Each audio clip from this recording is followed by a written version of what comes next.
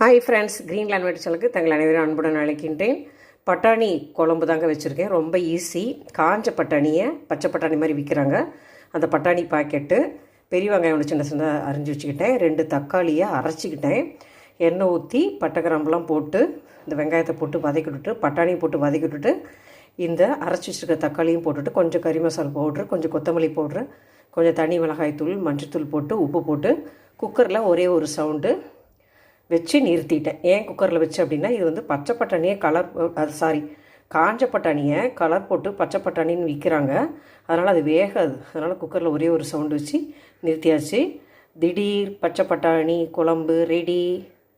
இந்த வீடியோ பிடிச்சதை லைக் பண்ணுங்கள், ஷேர் பண்ணுங்கள், கமெண்ட் பண்ணுங்கள். க்ரீன் லேண்ட் மேட்ரிக்ஸில் இது ஒரு சப்ஸ்கிரைப் பண்ணாமல் சப்ஸ்கிரைப் பண்ணுங்கள். அப்படியே பெல் ஐக்கானை கிளிக் பண்ணுங்கள். அப்போ தான் நான் போடக்கூடிய வீடியோக்கள் நோட்டிஃபிகேஷன் வரும். ஓகே, பாய். அடுத்த வீடியோவில் பார்க்கலாம்.